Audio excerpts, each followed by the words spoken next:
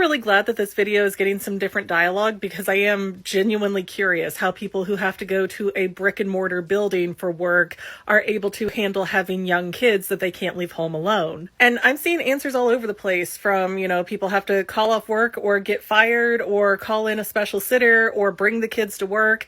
And, bringing the kids to work would be ideal if they're old enough to handle that and your job allows for it. Like if you work at Walmart, there's no way you're bringing your kids to work, right? But then what happens on days where you have to do remote learning, where they say, oh, it's a snow day, but instead of actually using it as a snow day and having to maybe make that up later, we're going to make you do work packets at home.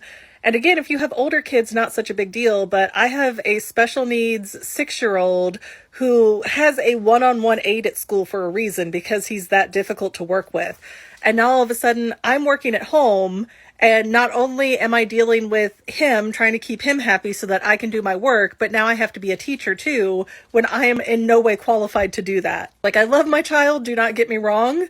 I do not want to listen to him screaming and fighting and having a meltdown that he doesn't want to do his schoolwork because he's special needs and he's at home and does not want to be put through what he calls the trauma of doing schoolwork at home. So yeah, it just is such a complicated thing in the United States where we do not have a system to set us up for success anymore. Like, there are no work protections or school protections even if you're a mother in college for my child was sick and I didn't have childcare. There's none of that. There were several classes I almost failed because my kids got the flu and the daycare wouldn't take them way back when.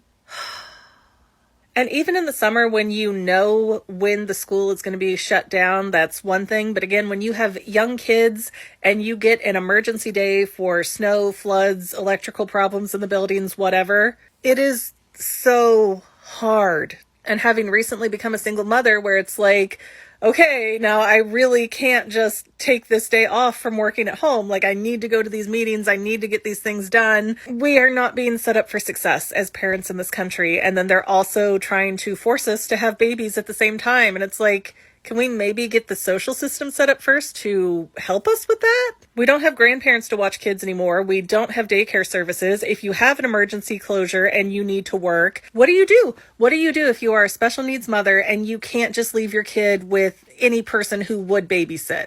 Like, he can't be left with just anybody. So just what do you do? And if we are not going to have supports in this country, how are we going to force people to keep having babies against their will? Why is nobody thinking this through? I know this is a whole tirade that is completely different than where it started, but I'm on my soapbox ranting and I'm upset with this country.